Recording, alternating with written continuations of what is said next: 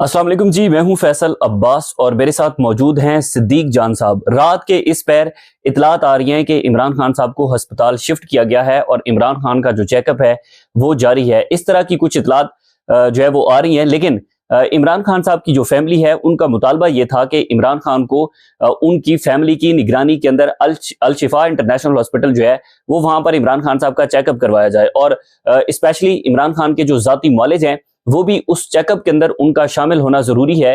तो इमरान खान साहब की फैमिली का ये मुतालबा था, लेकिन जो इतलात हैं उसके मुताबिक तो इमरान खान साहब की फैमिली को इस बात का पता नहीं है कि इमरान खान को अस्पताल शिफ्ट किया गया है। तो अब जाहिर है जब फैमिली के मुतालबात पूरे नहीं हुए और फैमिली का जो डिमांड थी फैमिली की वो पूरी नहीं हुई, तो अब इस सारे सिनेरियो के अंदर दूसरी मरतबा जो विफाकी हुकूमत है वो इमरान खान को चोरी चुप के अस्पताल लेकर आ रही है। तो इस पर जो तहरीक इंसाफ है, सिद्दीक जान साहब, जाहिर है तो तहरीक इंसाफ को कौन से ऐसे स्टेप जो है वो इस हवाले से लेने चाहिए और तहरीक इंसाफ इस पर करने क्या जा रही है? बड़ी डेवलपमेंट्स हो रही हैं। मैं आपको बिल्कुल मुख्तसर मगर जामे अंदाज में ये बता देता हूँ कि जब इमरान खान साहब की सेहत के हवाले से तशवीशनाक खबरें आईं और उसके बाद धरने शुरू हुए, तो उस वक्त तहरीक इंसाफ के अहम रहनुमाओं के साथ जब हम राब्ते में थे और उनसे पूछ रहे थे कि आप आगे क्या करेंगे, तो ज़ाहिर है वो भी बंद गली में थे। और बंद गली में जाने की वजह ये थी कि जब हम उनसे ये पूछते थे, एक मौके पे उन्होंने ये फैसला भी किया कि इस्लामाबाद की तरफ लॉन्ग मार्च करना है और 26 नंबर तक आएंगे,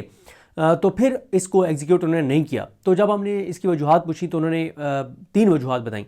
पहली वजह उन्होंने ये बताई कि इमरान खान साहब के आखिरी अहकामात यही हैं कि आपने इस्लामाबाद की तरफ लॉन्ग मार्च नहीं करना, आप आएंगे गोली चलेगी। दूसरा उन्होंने कहा कि सिर्फ केपी को बंद रखने से काम नहीं चलेगा जब तक पंजाब और सिंध के अंदर भी सड़कें बंद ना हों, और पंजाब और सिंध के अंदर सड़कें बिल्कुल बंद नहीं हुई, सिर्फ केपी बंद था और उसमें भी फिर पेशावर हाई कोर्ट का फैसला आ गया और केपी की सड़कें भी उनको खोलनी पड़ी, कोई और उनके पास ऑप्शन नहीं था। और वो बहुत एक्सट्रीम स्टेप लेने से पब्लिकली नहीं कह रहे थे, लेकिन जब पसे पर्दा हमारी उनसे बात हो रही थी तो बहुत एक्सट्रीम स्टेप ना लेने की वजह एक वो ये भी बता रहे थे, इस्लामाबाद की तरफ मार्च ना करने की एक वजह वो ये भी बता रहे थे कि वो ये कह रहे थे कि 19-20 तारीख को शहबाज शरीफ की ट्रंप के साथ मुलाकात तय है और अमेरिका इस वक्त पाकिस्तान की हुकूमत के साथ है। और उन्होंने कहा जब अमेरिका हुकूमत के साथ है तो इनकी आगे ट्रंप से मुलाकात भी है, तो ये तो इस वक्त इनका जो कॉन्फिडेंस है वो 7वें आसमान पर है और ये कई हज़ार लोगों को भी गोलियां मारनी पड़ी तो ये मार देंगे, इसलिए इस्लामाबाद की तरफ जाना जो है वो कोई सेंसिबल फैसला नहीं होगा। तो ये वजूहात इस्लामाबाद की तरफ ये नहीं कर रहे थे मार्च। और एक आखिरी वजह ये थी कि एक तहरीक इंसाफ के अहम रहनुमा ने हमें ये बताया कि अब दूसरी साइड भी जो है वो ज़िद में आ गई है। वो कह रहे हैं कि अगर अब हम इमरान खान को हॉस्पिटल शिफ्ट करते हैं तो इससे ये लगेगा कि आपने केपी के अंदर 9 सड़कें बंद की हैं और हम लोगों ने सरेंडर कर दिया और आपके सामने लेट गए, तो इसलिए जब तक आपके ये धरने जारी हैं तो अब इमरान खान को किसी सूरत शिफ्ट नहीं किया जाएगा।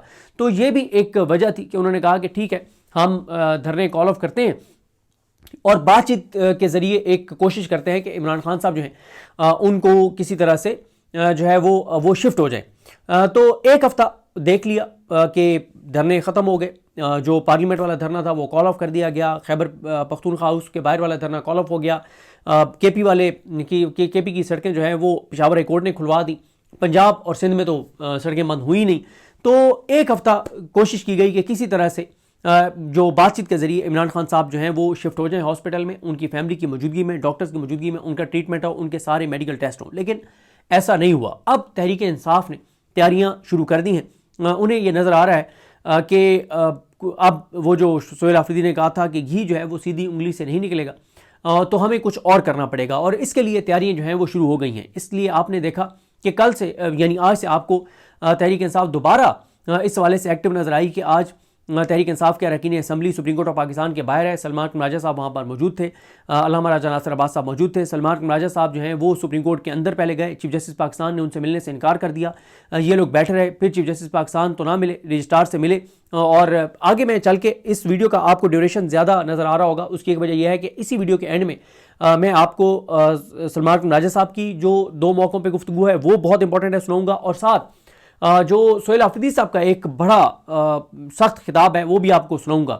देखें, जो सुप्रीम कोर्ट के बाहर ये कल गए हैं, यानी आज गए हैं 23 को, और कल, अब क्योंकि मैं कल इसलिए कह रहा हूं कि अब 24 का आगाज़ हो गया, 24 फरवरी मंगल के दिन का, तो आज दोबारा तहरीक इंसाफ के अरकान असम्बली सुप्रीम कोर्ट के बाहर जाएंगे और सलमान कनाजा साहब ने कहा कि रजिस्ट्रार से जो उनकी मुलाकात हुई है, एक प्रोसीजरल रिक्वायरमेंट है, वो भी आज वो पूरी कर देंगे।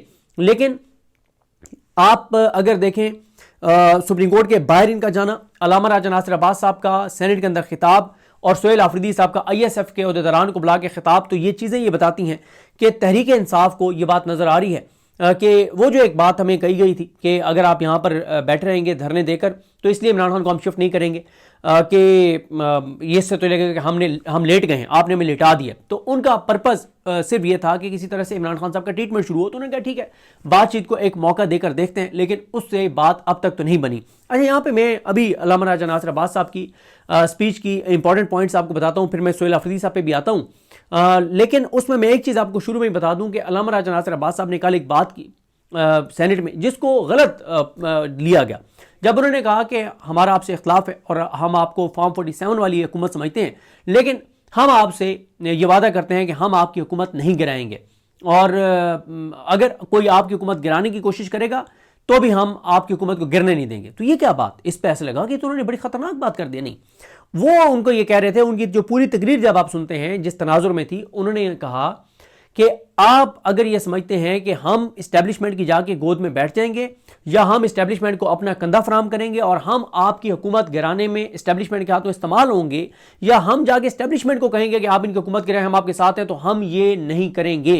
एक टाइम ऐसा आया था जब हुकूमत और इदारे के दरमियान तासुर ये बन गया था कि वो जब नोटिफिकेशन वाला मामला था कि इख्तलाफात हैं, और फिर आपको याद होगा कि मेरा ख्याल है ये बात है नवंबर की कोई तारीख थी या दिसंबर की, जब ये एक तासुर था कि शायद इमरान खान साहब जो हैं वो इस वक्त इस्टेब्लिशमेंट के साथ खड़े हो जाएं। तो इमरान खान साहब का बहुत सख्त स्टेटमेंट आया था, जिसका इमरान रियाज खान साहब ने सबसे पहले ये बात की थी कि इमरान खान ने हुकूमत को बता दिया है कि अगर आप कोई भी इकदाम ऐसा करते हैं तो मैं इस्टेब्लिशमेंट के साथ नहीं हूँ, ना ही मैं इस्टेब्लिशमेंट के हाथों इस्तेमाल होऊंगा।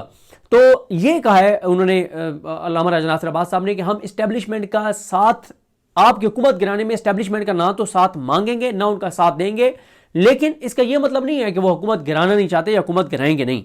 और दूसरा उन्होंने कहा कि वो जो हमारी आपके साथ हम बार बार कह रहे हैं कि पार्लियामेंट को मजबूत करें, चाहे आप फॉर्म 47 वाले हैं, मामलात पार्लियामेंट में लेकर आएँ, पार्लियामेंट में फैसले करें, पीस बोर्ड का मामला हो, गजा का मामला हो, दीगर मामलात हों, और हम आपको कहते हैं कि आप सियासी कैदियों को रिहा करें, इमरान खान को रिहा करें और आएँ पिछली चीज़ों को जो इमरान खान साहब भी कहते हैं कि मुल्क की खातिर मैं माफ़ करने को तैयार हूँ, आगे बढ़े, मुल्क को बचाएं। क्योंकि इस वक्त जो अचकज़ई साहब और अल्लामा राजा नासिर अब्बास बात कर रहे हैं कि इस वक्त पाकिस्तान ख़तरे में है, रीजनल हालात, इंटरनल हालात, सिक्योरिटी हालात, मुआशी हालात, और वो ये कह रहे हैं कि आओ हमारे साथ बैठो, हम तुम्हारे साथ बैठने के लिए तैयार हैं। किस चीज़ के ऊपर?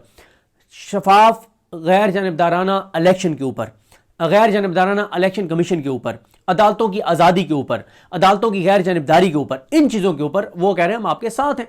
और फिर अचकज़ई साहब ने कहा हुकूमत को कि नज़र आ रहा है कि गजा में जो ये पीस बोर्ड वाला मामला है इसमें आप मुश्किल में हैं, तो आए पार्लियामेंट में मामला ले आए, हम आपको रास्ता देंगे, हम आपको रास्ता देंगे, हम आपके साथ खड़े होंगे, आए हम आपका साथ देते हैं, आपको इस मुश्किल से निकालते हैं ताकि आपको पीस बोर्ड में ना बैठना पड़े। लेकिन वो तो हुकूमत खैर आप जाके बैठ गई, उस पर भी अल्लामा साहब ने एक बात की है।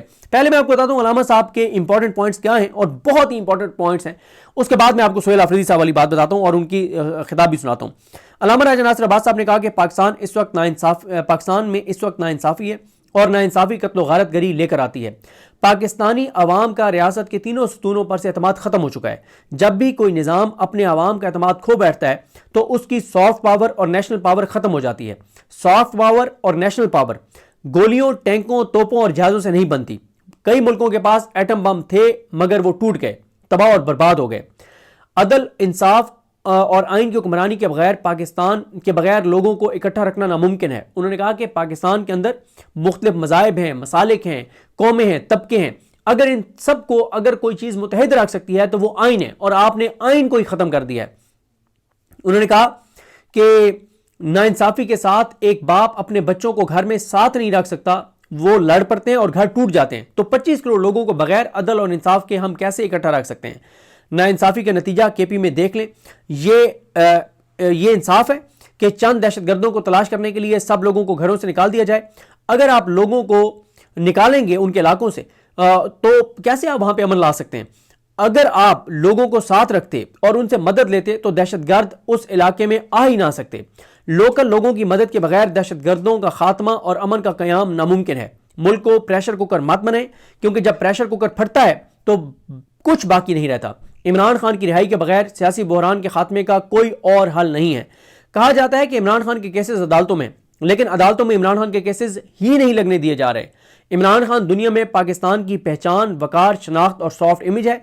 जिस सियासी लीडर के साथ पाकिस्तान के 90% अवाम हो, उस लीडर को कैद रखकर मुल्क को नहीं चलाया जा सकता।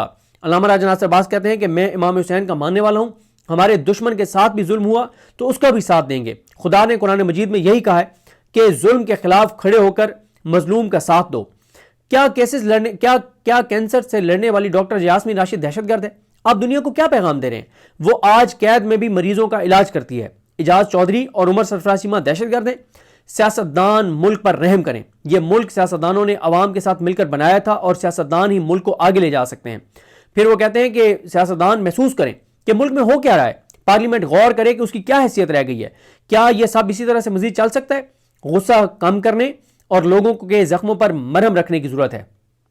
काश हम बलूचिस्तान के नाराज लोगों को इस हद तक ना जाने देते। बलूचिस्तान के लोगों की नाराजगी का एक सबब नाइंसाफी भी है। अब तो खैबर पख्तूनख्वा, सिंध और पंजाब में भी नाइंसाफी है, और जहां नाइंसाफियां होती हैं वहां इंतशार और फसाद होता है। बुशरा बीबी को भी इमरान खान की तरह नाहक कैद में रखा गया। इमरान खान पाकिस्तान से बिल्कुल नहीं जाना चाहते और ना उनकी फैमिली का मुतालबा है कि उन्हें मुल्क से बाहर भेजा जाए। फैमिली का मुतालबा सिर्फ इतना है कि बहनों और जाती डॉक्टर्स की मौजूदगी में तमाम टेस्ट किए जाएं, आंख का इलाज कराया जाए। क्या इमरान खान को गोलियां नहीं लगी? उन पर झूठे केसेस नहीं बने? उनका मैंडेट चोरी नहीं किया गया? क्या यह नहीं कहा गया कि हम इमरान खान को एलिमिनेट करेंगे? जब ऐसी खबरें आएंगी तो उसके बाद इमरान खान की सेहत खराबी की इतलात होंगी तो बहनें क्यों परेशान नहीं होंगी? वो बहनें हैं। तो आगे फिर उन्होंने वही बात की जो मैं आपको बता चुका हूं कि आपसे हमारा इख्तिलाफ है, लेकिन एस्टैब्लिशमेंट की मदद से आपकी हुकूमत नहीं गिराएंगे। कभी कभी तो उन्होंने कहा लगता है कि हुकूमती ओहदेदारान के हाथों में हथकड़ियां और पांव में जंजीरें हैं, क्योंकि हम उनको कहते हैं कि मुल्क को बेहतर बनाने के लिए कदम बढ़ाओ, हम तुम्हारे साथ हैं, लेकिन वो आगे कदम नहीं रख पाते। कातिल का साथ, फिर एंड में उन्होंने ये पीस बोर्ड वाली बात की है। उन्होंने कहा कि कातिल का साथ देने वाला भी कातिल होता है। गजा के मामले में ट्रंप का साथ मत दो, अल्लाह के कहर से डरो। गजा के मासूमों की आहें और बददुआएं मत लो।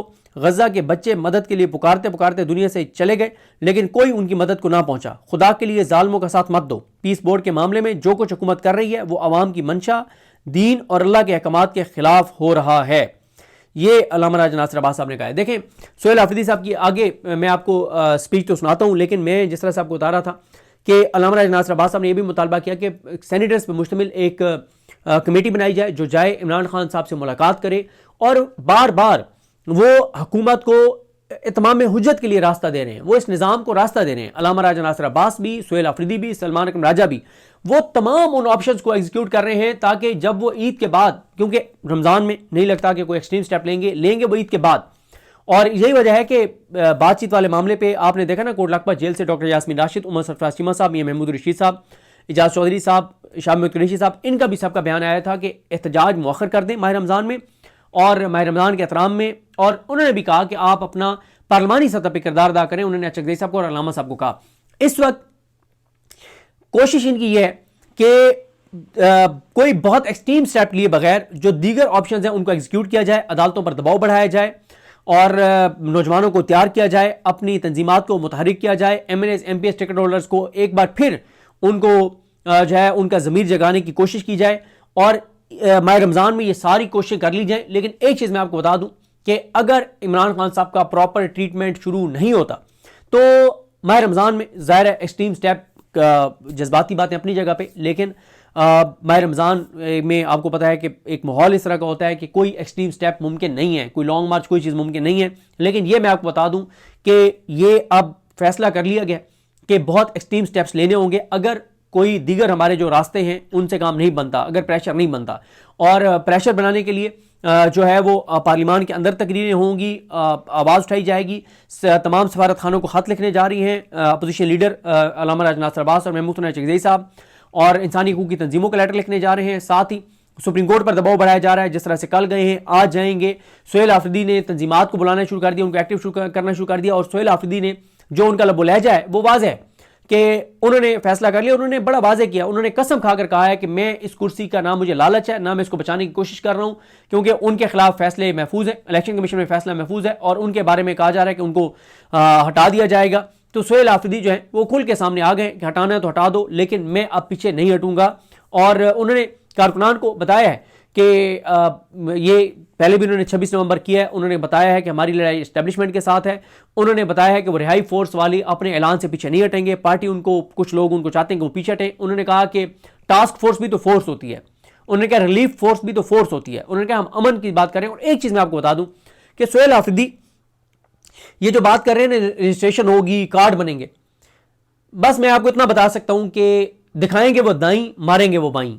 कुछ चीज़ें वो पब्लिकली कुछ और कह रहे हैं, प्रैक्टिकली वो कुछ और करेंगे, क्योंकि अब ये बात तो कॉमन सेंस है ना। ये तो एक एवरेज IQ लेवल का पाकिस्तानी आपको बता देगा कि सुहेल आफरीदी क्या कर रहा है, कि वो पंजाब में रजिस्ट्रेशन करेगा, लिस्टें बनाएगा, सिंध में लिस्टें बनाएगा, तो उसके बाद क्या वो नौजवान घरों में रहेंगे, वो तो जबरी तौर पर गुमशुदा कर दिए जाएंगे।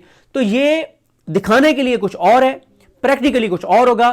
प्लान सुहेल आफरीदी जो वो कहते थे कि मैं एहतजाजी सियासत के चैंपियन हूं, कुछ उन्होंने ऐसा प्लान किया है कि इसीलिए हुकूमत बहुत पैनिक में है और हुकूमत बहुत रिएक्ट कर रही है। और आप सुन रहे हैं ना डाउट्स की गीदड़ भपकियां कि ये कर देगी हुकूमत, वो कर देंगे इदारे, और बहुत सख्त सुहेल आफरीदी के साथ ये कर देंगे, वो कर देंगे। उसकी वजह कि उनको पता चल चुका है कि सुहेल आफरीदी का प्लान क्या है। असल में हुआ ये कि उस वक्त सोशल मीडिया का इतना दबाव था कि कोई एक्सट्रीम स्टेप लिया जाए, एक्सट्रीम स्टेप उन्होंने नहीं लिया। वो वजूहत मैं आपको बता चुका हूं कि उन्होंने कहा कि आगे शहबाज शरीफ की ट्रंप से मुलाकात तय है, 26 नवंबर जैसा वाक़या हो जाएगा, इमरान खान ने डी चौंकाने से रोका है, फिर आगे माह रमज़ान है, तैयारी थी नहीं, MNAs MP ticket holders active नहीं थे, ये सारी रीजन थी। लेकिन अब अच्छा, जब सुहेल आफरीदी ने ऐलान किया तो सोशल मीडिया ने लेटा दिया सुहेल आफरीदी को, क्या फजूल बात किया है। लेकिन हुकूमत का रिएक्शन आप देखें तो आपको समझ आनी चाहिए कि हुकूमत की परेशानी और पैनिक ये बता रहा है कि सुहेल आफरीदी का प्लान बहरहाल खतरनाक है। तो अब आप आगे सुनिए कि सुहेल आफरीदी साहब ने क्या कहा है और उन्होंने नौजवानों को क्या, ISF को क्या कहा है। अल्लामा राजा नासिर अब्बास साहब के मैं आपको पॉइंट्स बता चुका हूँ। सलमान राजा साहब की गुफ्तगू भी आप सुन सकेंगे सुहेल आफरीदी के बाद। तो तैयारियां शुरू कर दी। और एक चीज़ और मैं आपको बता दूं कि इमरान खान साहब की बहनों से हो सकता है कि अगले 2-3 दिन में अल्लामा राजा नासिर अब्बास साहब, महमूद हसन चकज़ई साहब, सुहेल आफरीदी साहब, अखुंज़ादा हुसैन साहब और सलमान राजा साहब ये सब मिले, और ताकि ये जो एक तासुर सोशल मीडिया के ऊपर जा रहा है कि फैमिली कुछ और चाह रही है, पार्टी कुछ और कर रही है, तहरीक तहफ़्फ़ुज़ पाकिस्तान कुछ और डायरेक्शन में जा रही है, ताकि इन सब का आपस में कंसेंसस हो, ये इकट्ठे प्रेस कॉन्फ्रेंस करें और ये मैसेज आए कि फैमिली और पार्टी एक पेज पर हैं, ये तासुर ना जाए कि ये अलग अलग हैं। तो बहरहाल अभी आप सुनिए सुहेल आफरीदी साहब की स्पीच और उसके बाद सलमान राजा साहब की गुफ्तगू, और देखते हैं चीज़ें कैसे आगे बढ़ती हैं। दबाव बहरहाल इसलिए बढ़ाने की कोशिश की जा रही है कि अगर इस दबाव की वजह से खान साहब का प्रॉपर ट्रीटमेंट शुरू हो जाता है तो वेल एंड गुड, वरना फिर ज़ाहिर है ये दबाव को आगे ले जाएंगे। ईद के बाद तक तैयारियां शुरू हैं और तैयारियां मज़ीद आगे बढ़ाई जाएंगी ताकि ईद के बाद कोई एक्सट्रीम स्टेप लिया जाए। तो अब ईद के बाद पता चलेगा कि हालात और सूरत हाल क्या होती है। लेकिन ये जो एक सोशल मीडिया पे तासुर बना कि माह रमज़ान में हाथ पे हाथ रख के तहरीक इंसाफ बैठ जाएगी, तो ऐसा नहीं था। लेकिन ज़ाहिर है कुछ चीज़ें वो अभी अनाउंस नहीं कर रहे, वो आगे आपको जैसे जैसे होती जाएंगी नज़र आती जाएंगी।